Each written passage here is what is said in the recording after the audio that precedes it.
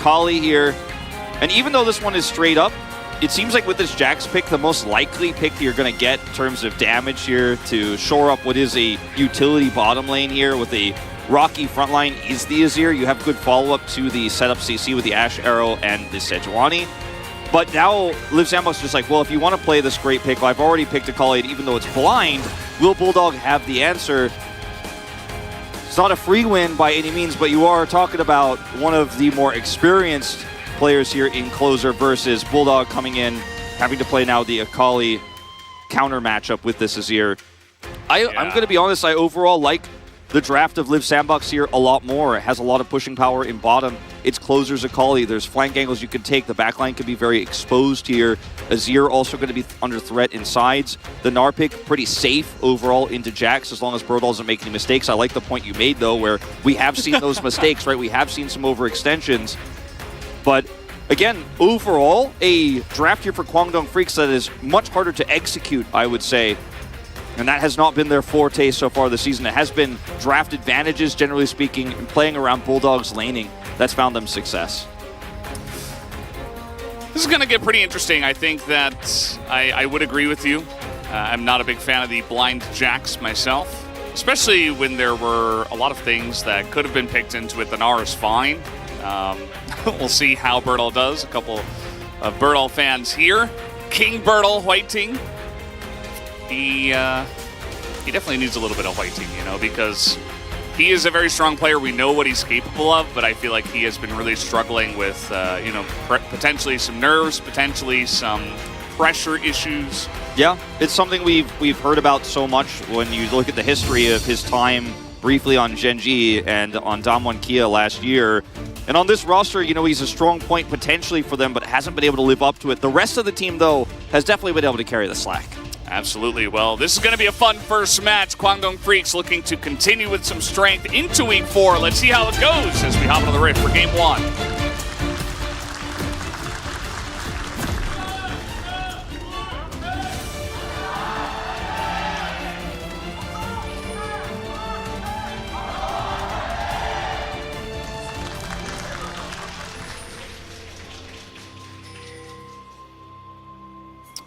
Well, we're here. It's Week 4, and we have a new patch. Again, we have made already at least 5 or 6 jokes about how nothing has changed. Yeah. What's one more? Though, especially, what's one more? Yeah, sure. You can throw one in there. That counts. I do think that the LCK generally is a very stubborn region when it comes to draft priorities and certain compositions and stuff. They will go for stuff that they find comfortable. Again, I also agree. I don't think that the patch changed too much, but I think there is a possibility that we might see some new picks at least coming into the meta. I think Xayah is the big standout one. I think Chronicler and I both are looking at this pick in particular as potentially could shake up the AD carry meta quite a bit. We didn't acknowledge this really in the draft, but it is going to be the Jhin AD carry and Ashe support. I think that was pretty obvious, but just wanted to make sure that is cleared up for everyone. You never know nowadays. We have seen some of the reverse for both of these champions, so in this type of composition, you definitely want the Ashe as a supporting role, and you want that Jhin damage and follow-up to the setup CC you have. So Ashe Arrow into Sejuani, and then you have the follow-up Jhin, big damage onto that single target with potentially even Azir pulling that target back. So it's not a pick comp per se, but it can be played that way very easily around objectives, especially in the early to mid game. So a pretty interesting path so far from Willer. He went from Raptors up to the top side. There was a ward spotting him doing Raptors. A lot of wardage, actually, from both sides to spot the junglers. And might just end up being more focused down on the bottom side. Just the way it has been always for the last 3 or so weeks. Use the Halo Blades for Ashe with Fleet Footwork here for the Jhin to put the most amount of pressure on here early at level 1. In this lane, you can see it's going very well for them so far. But as those levels start to come through, for Envy and Kyle, they will be able to use that range advantage onto June when he tries to go for those aggressive plays with the Halo Blades.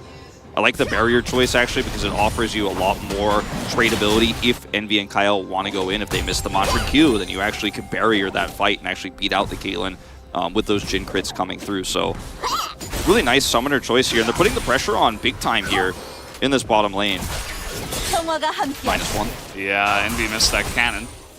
Can actually matter for some of these earlier timings. The cannon is a lot of gold at this point. And Willer still has not taken his red buff. And this is something that you can do if you want to save your red buff for a time where you will be more effective with the red buff. If you take it earlier, you're using a lot of that damage on jungle camps, which can be nice for clearing a little bit faster. But if you take the red buff absolutely last, can be a somewhat greedy thing to do, but it does allow you a little bit more time to potentially affect your lanes with that buff. Yeah.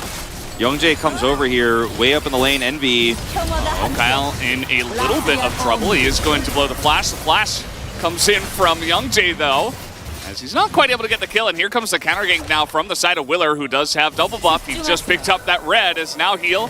Going to be used on the side of Kwangdong. And Youngjae doesn't have flash anymore, so first blood goes to the Caitlyn.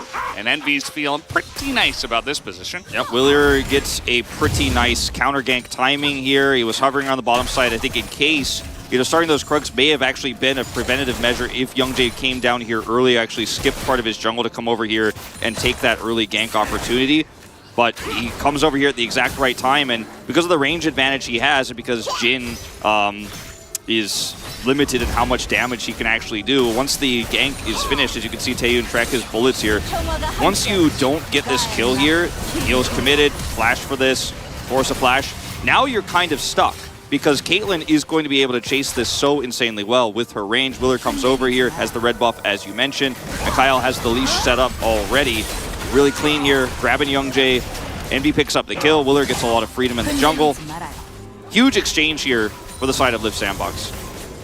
Yeah, it is pretty massive. And note that Willer in the gank, he holds on to his flash. So now for the next, 4 or so minutes, 3.5 minutes, we're going to have a pretty nice position for Willer, who already got that assist.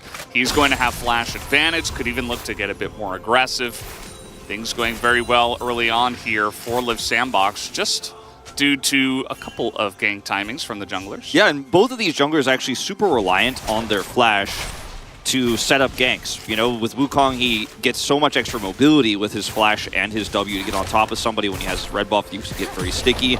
And then for Sejuani to buffer the charge, you could set up that flash play, so it's very difficult to avoid.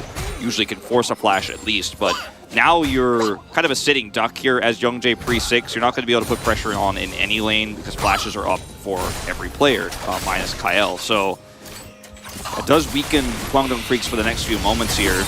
Yeah. Envy, as a player, I think, we saw his kind of unfortunate re-debut, you could say, in the first match against DK. Nobody's going to forget that one if you saw it. But ever since then, he's gotten a lot more aggressive, a lot more self-confidence, and I think that definitely comes down to himself and also the coaching staff supporting him through his hard times. So it's nice to see him in a position like this on the Caitlyn, just running straight into Jhin Ashe, looking for the plays. As Taeyun, they're trying to force his flash, but the root still comes down, and that is going to be another kill for the Caitlyn.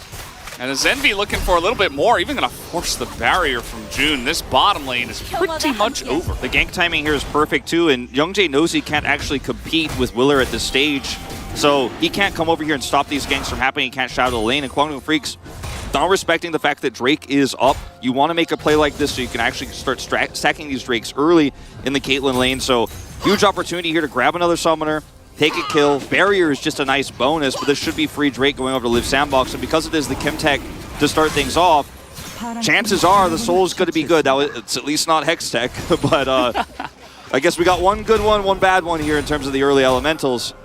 As Youngjae looking for something up here. No flash, remember. They're not going to stop the back. They do see the teleport coming in, but they just say no. And remember, Youngjae still doesn't have his flash. So at the end of the day, forcing that could actually lead to a more dire position for your team. Yeah, and without the flash, it's much more difficult to actually force that, as this is really unfortunate for Taeyun, just misjudging the range of that Karma leash, and will be rooted after flash. Envy forces a barrier there. I think June might have gotten away with it, but you don't question it. You know, you don't see if you're going to get away with it or not, because that's another kill going over if that actually does take him out. Don't think it would have, but if it does, then Envy has 3 kills, and the game is already in a really bad spot here for the bottom utility duo here, and it gets much worse. Yeah. And the Ashe itself in the lane obviously can be a little bit of a bully. It provides a ton of utility in terms of vision and can trade decently well. But if you get behind, you're losing a lot of what the support Ashe provides you, at least in the lane. Obviously, it's still going to be a fantastic kind of ult bot with the arrows.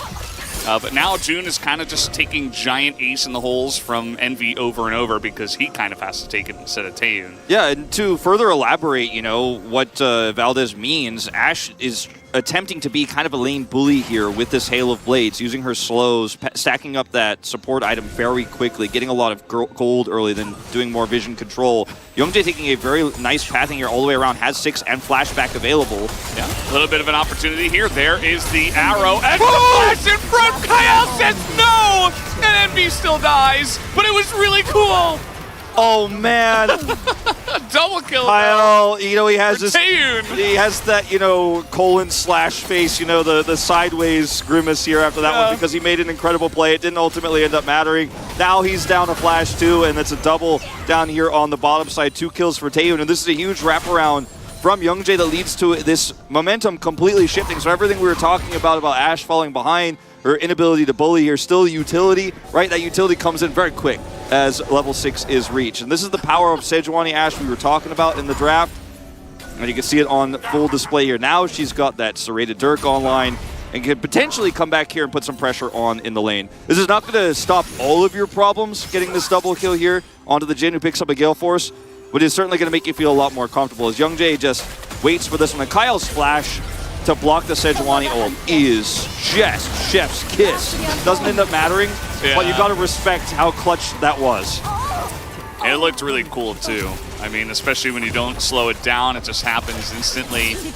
Very cool stuff. Still leads to Taeyun with a double kill and a Gale Force, as now this bottom lane should have evened up at least a little bit more. We'll see, you know, how much the Gale Force can get going outside of, you know, going for all-in trades. As let's see where these teams decide to go next. I mean, the Rift Herald has been up here for over 2 minutes, but no side has looked to go for that just yet. It's really, I think, a product of how awkward this bottom lane is with the lack of control really ultimately on both sides, enough to where they feel comfortable rotating up because it's a really strong push, especially for this Caitlyn Karma. So Taeyun and June kind of have to stay down there.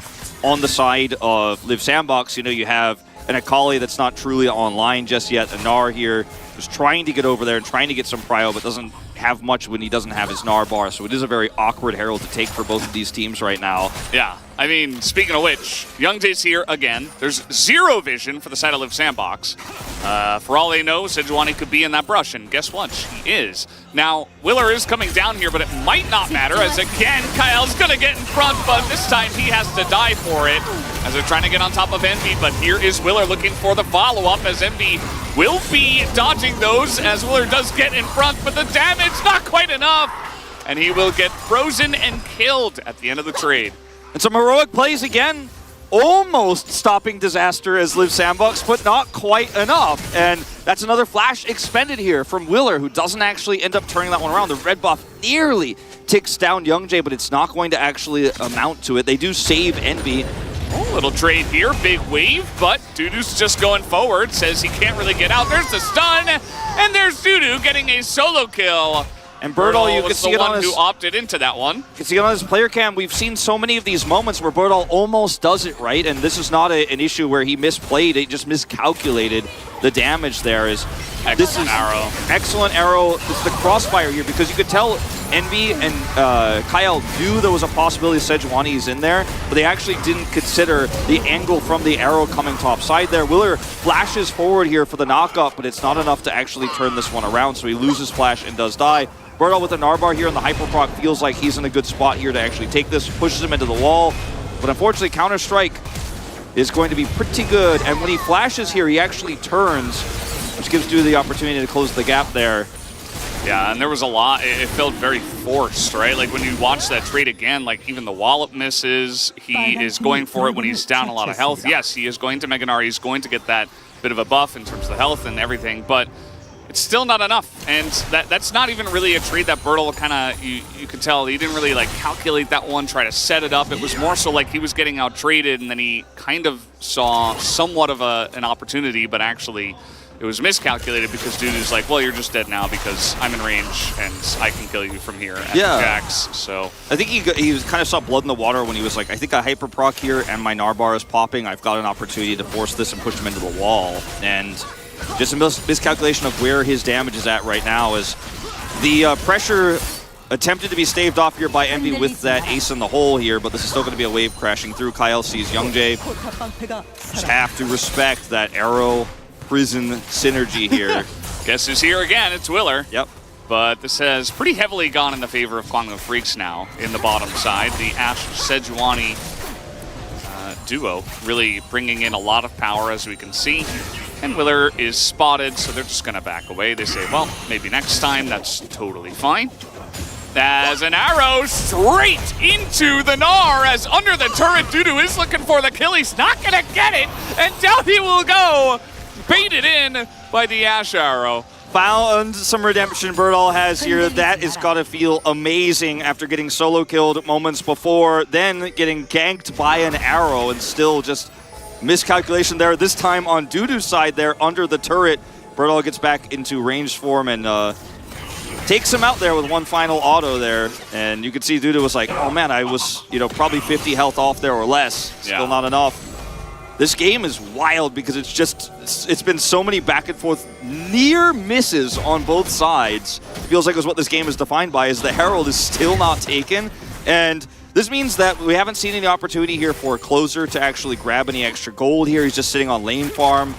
Still slightly ahead in that regard, but he hasn't started to come online. And usually Closer is not sitting on a 0-0-0 when we crest the 15-minute mark. He's made an impact somewhere. But because of the game state here, this hasn't really been an opportunity, as we are going to see the Herald now collapsed onto. It does feel like it has been a little bit ham-fisted from both sides. Like, you get this lead, you get a nice couple of ganks off, but it's not really rolled into all that much. Like, Liv Sandbox got that first Drake, and that was pretty big after they got the gank in the bottom side. But other than that, you see a lot of the top teams in the LCK, they'll get a gank, they'll push it at least into a turret or something, or at least they'll pick up a big objective after that. But it's kind of just been going back and forth in this game, as we're going to take another look at what happened here under the turret. Yeah, arrow comes through, does get stunned here to the counter-strike. Autos once, twice, and then misses the final one. Cancel one of those autos. Looks like there, and just a miscalculation. Good angle though on the arrow, and he does catch him there because he has to stay and defend the turret plate, which I think was the main thing that starts this all off, as the plate was very close to going down. What's really interesting about this game state for Kwangdong, I think, is given that it's also Infernal Soul, by the way, so very, very important breaks to be taking up here, is that they've actually gotten to this point in the game where Jin kind of skipped some of his hard parts. He has his Gale Force online, his Rapid Fire Cannon is almost done too. You have Leandries, which is the correct build here, I'd say 100% for Bulldog. And you have a really good team fight right now that Liv Sandbox kind of awkwardly doesn't have. The Caitlyn didn't get all the plate gold she normally gets in a lane like this. She doesn't have any acceleration here in this game. And she's kind of going to this part of the game where you have a little bit of a power drop, doesn't have cleanse, so has to respect the Sejuani, right? Has to respect those Ashe arrows, so even though she has a lot of range, won't be able to keep up with the damage that the Azir has.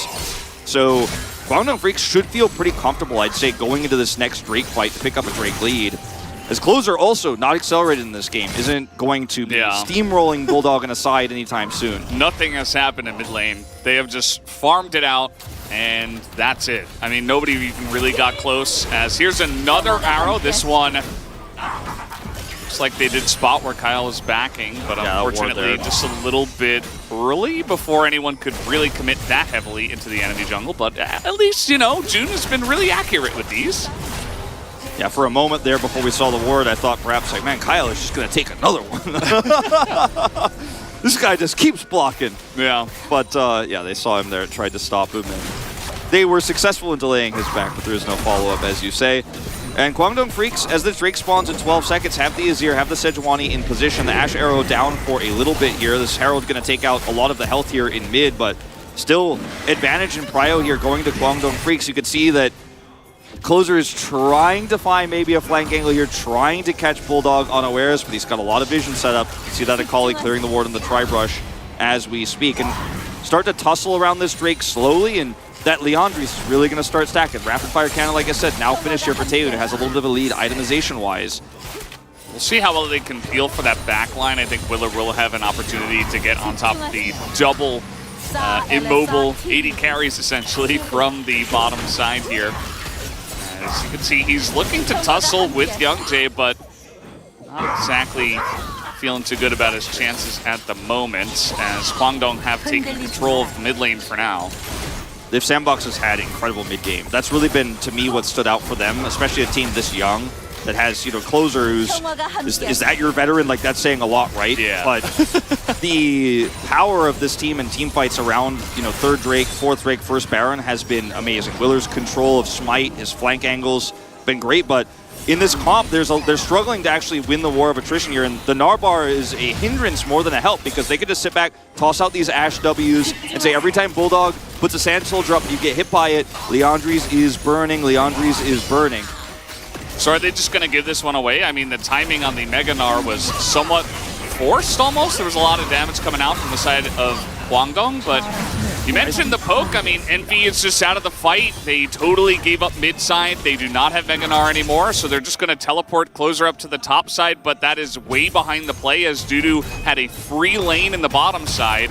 The Sandbox definitely kind of floundering around there, and they're going to give away a lot to the side of Guangdong. Not decisive enough, quickly enough here. No threat for Closer to collapse onto. No Gnar angle, right? Like you mentioned it. I was talking about how it's a hindrance in this draft when you're behind like this against the poke damage. And I think it's the right call to actually not force heavily, but if you're not going to force, maybe realize earlier and try to get across map, because you lose your entire bottom turret here to Dudu. As you mentioned, Closer gets very minimal damage done here on the top side. Will delete some of Bulldog's minions, but he's well happy. Well, I think he's well worth it to just say, okay, that's fine, because I now have the first Infernal Drake, which is going to be, even in itself as an individual elemental Drake, going to be so powerful for this comp. Yeah, it's going to be pretty massive, and we'll still be, you know, looking for an angle here for Liv Sandbox to do much in this game. The Caitlyn, as you mentioned, didn't get, he got like a couple of plates down on the bottom side. It was decent, but nothing huge. Definitely very even right now, you could say, or even behind Taehoon at this point in terms of the itemization. Not sure how much he's sitting on. And we'll just have to wait and see how this one is going to go. Guangdong are setting up right now around the Baron. We've seen a lot more earlier Baron takes nowadays in 2023. I think kind of leading from the end of 2022 when teams started to do this more often. Yeah, it definitely feels like you know, T1's revolutionary early Baron takes have made an impact on the LCK, right? We've seen teams realize that they can control the map. Of course, this is Youngjae. They're going to have the Cyclone here, and Youngjae is Sejuani, so he says, yep, thank you very much. He also has Aftershock, so no damage comes in, no follow-up after the Cyclone, and now Willer is down in ultimate, and they're sieging the turret.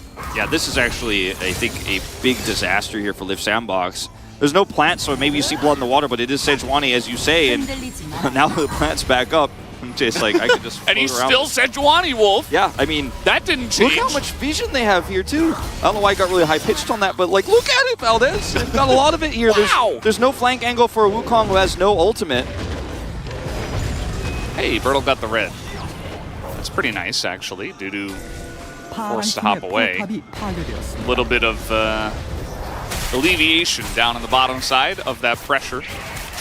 Truly a very passive game, but Guangdong Freaks getting all the little edges, right? Spear of Shojin coming up here early for Dudu as well, which is going to help their team fighting quite significantly. With, I think, the front line, you know, with Sejuani there, and obviously just how Jax is, I think this is actually a great item choice, because you don't need actually a Leandris in this draft. You don't need a stopwatch. You can just go straight for Shojin and say, like, I'm actually going to be team fighting with this Jax because we have a lot of slows and utility in this composition. You know, permafrost, etc., also going to be very useful for him. the Jax actually is not just a split push menace in this game, but actually can offer a lot of damage. It just straight up, when somebody gets rooted by Taeyun, that's it. Jax gets on them, they're dead. They're punished, right? And getting on top of this Caitlyn is going to be the hardest task for this composition, for this Jax in particular too, in 5v5s. You have enough of a lead. I think that the lead affords you this itemization as Jax here, and we're getting to that point where, you know, it's now no longer an early Baron, it's just, hey, I have vision around top side. Yeah. And we could start this if you do not respond. We have side lane control here too on the bottom of the map. Well, that one was stolen away. I'm very happy to say this jungle is still ours. A little bit of that vision was taken away, but I think you said it best, Wolf. It's been a relatively passive game outside of, you know, a couple of scuffles down on the bottom side. And other than that, it's just been tiny little leads built up bit by bit here for the side of Kwangdong. The pressure on the bottom side now is huge with the lead that Jax has gotten. The lead that the team has gotten from the side of Kwangdong, I think they've done very well to, you know, use some of the vision up on the top side and clear out what Liv Sandbox could see around the Baron. Liv Sandbox is kind of waiting. Yeah, Liv Sandbox has been a team that's relied so much on set plays in even mid games. We've seen so many moments where you see the long closer wraparound on the Sylas, right? And Birdall tanks 2/3 of his health bar just because he knows the hijack's going to come through, the big play is going to be there. Then or closer on his Akali. He's going on a long con flank. He's looking for that back line. He's trying to blow somebody up. But with this much vision coverage, like Kwangdong Freaks have really choked them out of this game. They have an Ashe too, so there are just no secrets. Okay. Nice sidestep from Envy. Didn't have to use or do anything really. I mean, what is your angle here as Liv Sandbox? You're relying on Narbar. Uh-oh. Oh, no. Yeah, here comes the poke. And Envy not going to do the same for Kyle that Kyle did for him. And Envy also going to get poked out. And, you know, oftentimes when we have a lot of team fighting and sometimes the Jhin doesn't do as much damage as other hyper carries, everybody is, you know, moaning and groaning. But when we're all just sitting here and he's able to get 4 free shots with support from his team and 0 support from the other team, then he looks real good. They know the Akali is topside because she's showing there. Willer is seen as well, so they could just go, all right, well, we can actually just lock this down. Let's commit. There's no risk. And if we get this pick, we get the Drake guaranteed. And if we don't, we still push them back, and we can deal with the Akali split pushing. She still hasn't gotten that turret. Closer's been trying to work on this turret all game long and hasn't been successful here. It looks like he might, if Dudu leaves him alone here and Willer shadows him, finally get that down. But it's at the cost of Soul Point here. And we're looking at a 4,000 gold lead now. Birdall has been very invisible this game because he hasn't been able to set up on a flank, hasn't been able to get his Narbar in a position. They have worse poke. They have no engage options in this top. The team as a whole is just kind of sitting around. There's no flank wards. And it's like a shooting gallery. They just get to do whatever they want. Like, why is Taeyun just allowed to just shoot off 4 bullets? Nothing's happening. Like, Sejuani just ults the Karma, who doesn't even flash, and it's like, okay, well, 3 kills, I guess? Well, these 2 wards here, you can see them below the Raptor pit. Those control wards set up for that play means that Willer can't flank. He has no way to get in there without them seeing and knowing about it. Then they could just cancel the play and walk away. So it's the choke of vision here for Kwangdong Freaks that eliminates the Akali flank, eliminates the Wukong flank, and it's just kind of a checkmate game. As here we go. They're trying to get on top of Youngjae as Youngjae trying to help out June. Very nice assault over the wall, but Envy's able to sneak in a little ace in the hole. And there you go. They do get that 1 kill. Maybe this will be a little bit of pressure relief for them. They have no control of sides right now, so I don't think they can turn this into a Baron, and that's the only objective really on the map. The timing of this pick, really unfortunate. Otherwise, if you get this pick right before Soul Point, you feel really good about what it means because you have a little bit more control for the Drake, but because Closer is just sitting under inner turret here on the top side of the map, and the Gnar has been under inner, feels like all game long since his turret was destroyed early on in the game. You get a kill here, but what does it mean if you can't get anything from it? Taeyun, gotta be careful, buddy. This time he's got Gale Force to get out. As now we've got a teleport flank. Taeyun is just dead as the positioning was not good. They're in the mid lane. Big arrow into Kyle, but they don't really care about that. Another kill over to the side of Liv Sandbox. See if Liv Sandbox are willing to pull the trigger this time, because you got the 80 carry, you did get the arrow here, you lost a lot of health in this exchange, but you can just rush right back to this Baron potential take here after backing. Wukong ultimate coming back online here, and if you don't take this opportunity now, I mean, there might not be a better one. You know, you've gotten 2 kind of gimmies in a row. This is what starts this all off here, of course, is June very far out there. And he is punished by the ace in the hole. And then while he's gone, we see the same repeat play. Once again, Birdall's over here, has Narbar. Taeyun is very far up in the lane because Youngjae's here, so he feels safe. Like, okay, got my jungler here. We can put up some deep vision, because that's been the whole game plan here for Taeyun and the rest of this team. It's very, very clear CB Max's coaching for this draft is choke out the vision, and this time they push too far. It's just vision supremacy, right? You've also got the support Ashe. You were kind of gifted that, right? Remember the trade of Caitlyn for Ashe, essentially, and Liv Sandbox went for the Caitlyn, which is fine. But certainly does give Kwangdong some edges with the vision control. The Flame Horizon of Vision score here that June is picking up. As now we're trying to get on top of Bulldog. Feels like the first time I've seen the Azir use buttons in this game. His closer is going to get in there and kill him, but might be able to get out here. He gets a big heal and a big shield, and closer went on an assassination mission and gets sniped by Taeyun. This time Kyle not able to get in front of that one. Kind of hilarious how that one all panned up. It was like, wow, everything missed, and closer basically got away, and it shouldn't have happened, and then he died anyways. And now Kwangdong Freaks here with an exchange on the mid laners, thinking maybe they could start up Baron, but with this Narbar in a good spot here for Birdall, they think better of it here and start pushing back through mid. They won't be able to set up an Azir turret without Bulldog being here, unfortunately, because that would be amazing for them to try to push bottom side here and set up for what will be the soul fight. So it's a trade once again, and finally Liv Sandbox have felt like, okay, we have enough damage on this Akali, we have enough to force when Kwangdong Freaks are being greedy with their vision takes, and they are starting to challenge on the map. This is going to be a really important decision now that is made here for Liv Sandbox and Kwangdong Freaks, because we could see Kwangdong Freaks afford, as we watch this one more time here, Ace in the hole comes through, is enough damage for Closer, doesn't commit the flash. Then he narrowly dodges everything with his Shroud, and then dies anyways because of no block. Feels bad. I mean, Kyle kind of looked like he was in front of him, but it like tipped his head or something. They are rushing this down here before the Drake's trying to get this as Kwangdong are getting in position. We do have Meganar actually at an important time now as in goes Youngjae. Nobody denies him, and this fight is so early from the side of Willer, and this time he gets it stolen away. Youngjae will go down in the end, but absolutely the better trade for Kwangdong. Liv Sandbox now losing control of the mid lane here. A TP going bottom side. Kwangdong Freaks just trying to take this despite losing control of their team. Not having a jungler here, like being down a member. Just saying, okay, we're going to push these lanes so that we can buy enough time. As Dudu will he get away? Nice. Yeah, well, Closer's trying to go in, but a little bit out of position. He was. Dudu has to force the flash out of there. This is a really good trade, though, onto Dudu's health bar here. He's going to be forced to back, doesn't have teleport, so maybe Liv Sandbox could actually get this Drake. They need it so desperately. Ooh. Taeyun going to play it safer. He doesn't have vision there, and that was definitely the right call to not push any further or open up an ult at that time. This is so important for Kwangdong to secure right now, lest this game slipped out of their fingers.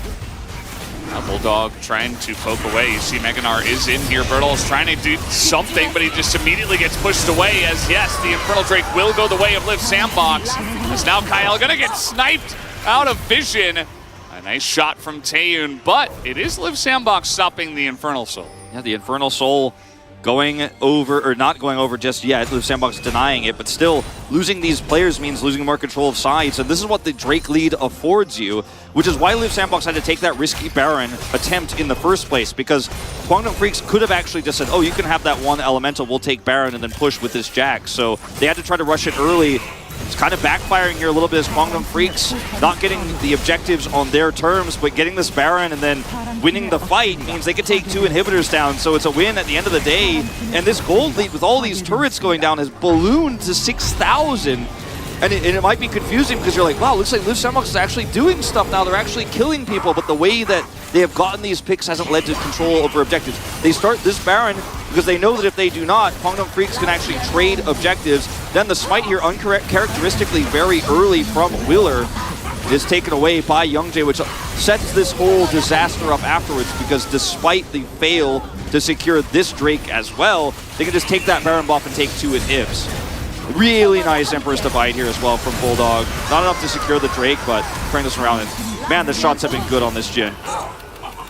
He is quite the Jhin player. He has been picking it up a decent amount. Already has 2 games on it before today. And yeah, I mean, the question is really, you know, Live Sandbox, if they didn't go in there and stop the Infernal Soul, would they have kept the inhibitors alive anyway? I think against Kwangdong with Infernal Soul and Baron, they probably would have taken the inhibitors anyway, but it probably would have happened a bit slower, is the only thing. As another nice arrow, but Baron buff is about to run out, and that might mean the end of the push. They might try to get the last little bit here with this last push, as Willer's got a great angle, able to get behind. Youngjae flashes on top of Taehoon, even has a stopwatch, as that should be enough to keep him alive, as now the sweep just misses everything. And Bulldog now is in a terrible spot. Down he will go. And the push maybe went on for a couple seconds too long. Yeah, trying to break those Caitlyn traps was where I started to get a little bit worried. You don't know where Willer is, and yes, there is a Sundisk turret up, so you feel like you could pretty much do anything. But this is not a Maokai push, you know what I mean? This is not a, okay, we could just force this no matter what.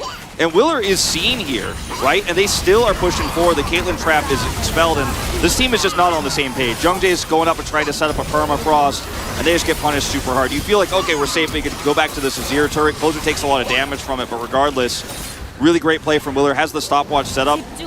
And finally, he finds a flank angle on this Wukong. He's been, because of vision, so stifled. This time, they had vision, but the reaction was a little bit slow. Yeah, also a very nice teleport flank to Closer to get a fantastic angle in there, so Bulldog just left to the Wolves, or to the Akalis, I guess, in this case. They both have the death cap, lots of damage from both of our mid laners in this case. And finally, in 5v5s, we are beginning to see that, you know, if Kwangdong Freaks get themselves slightly out of position, that Live Sandbox are actually able to find some angles, as Bertle maybe has settled in a little bit, being able to time some of those Gnar bars a little bit better. Yeah, it's the weird thing about Bertle is it almost feels like it's only ever anxiety around the 1v1s on turrets and stuff like that. Like in team fights, he doesn't really choke. He doesn't really mess those up. He doesn't really make any major errors there. It's just really in lane. You get to the later parts of the game, his macro sense is good as long as he's not trying to duel somebody under a turret. The guy actually comes up clean. Stopwatch purchased by Envy. Yeah. I was wondering what he was going to go back and buy, and definitely the correct option in this case. He already has 4 items, enough damage, and could eventually go into the GA out of that stopwatch as well, as Closer will be stunned up. It is a Kali, though, at the end of the day, so he should be totally fine. Doesn't even have to ult. Yeah. It's an interesting choice there. I mean, Jun is going to get this ultimate up very quickly. He's level 13, so it's not going to be the end of the world that he commits that or anything, but losing the Jin ultimate feels a little bit worse. Quantum Freaks not gaining too much from this. These inhibitors still down for a minute, so they're trying to use these waves to get that prio on the Drake, the Infernal Soul they've been wanting so desperately here. If they secure it, that's basically game, as Bertle's Gnar bar here triggered very early. Arrow comes in. They're trying to push them away. Cleanse, or Mikhail's, I guess, onto Closer. Yep, that was picked up by Kyle. And Willer trying to set up for this Dudu level 18 as he is a little bit out by himself. But guess what? No Mega Gnar now. Bertle's at half health. He's getting poked out. Live Sandbox still trying to use their Caitlyn. Envy doing a good job. And there's a huge wave bottom, and Dudu has teleport, so Live Sandbox have to be scared about Baron trades and also that Jax just teleporting in and ending the game. So if they get caught here on backs by June, it's disastrous. So Bertle has to go back. They should be able to identify this, so now they're just going to start up the Baron. And like I said, if you're the one on Soul Point, you can't afford to do these trades. And this is just a lot of the map being unlocked once again here. The question is, you know, they can't afford to do it, but was it the correct play in this situation? I feel like they almost just went to Baron because they had better positioning on the Baron. I think the Baron's way more valuable in this case with this Jax. Yeah, they're definitely going to try to push in with the Baron and try to end the game before the Infernal Soul comes up. That will definitely make it worth it. Envy in a very bad spot, but he does have the stopwatch. No flash in this case, but still is enough. Look at the poke damage now that's coming out from the Jhin, from the Azir, and they are going to take down all of these inhibitors. This composition from Kwangdong Freaks just had such a clear identity, and it was utilized so well. All right, here comes Closer. He's trying to do it all by himself as he takes an incredible amount of damage, and in goes Bulldog, just going to take him out. This should be the end of the game as Dudu is just terrorizing people in the backside as well. as he's got that turret on him, but he does not care. Down will go the Nexus. Kwangdong able to push in and end at 37 minutes. CV Max, man, he makes a draft. He says, we get Ashe Jhin. We're going to push around the map. We're going to play around bottom side. And this was a great game from Young Jay. He was just always in the right place, setting up several kills for the Jhin early, pushing the Caitlyn back into a position where she couldn't actually have power in the mid game. And they just put wards all over the map. Every single objective before it spawns, there's deep wards. Birdall can't play the game. He can't be in a side lane against Jax. He's just always under threat. Closer, same thing. Every time Willer comes up to try to support him in a side, he gets spotted and gets pushed out of the jungle. He's got to be concerned about arrows coming through. Sejuani ult, so the Wukong, the Caitlyn, and the Akali really just struggling to find value through what felt like a long mid game. Like, we got to the late game, but it still felt like we were in mid game because there were no team fights. Just pushing for vision, pushing for setup on objectives. And you could just really feel the coaching here coming to bear.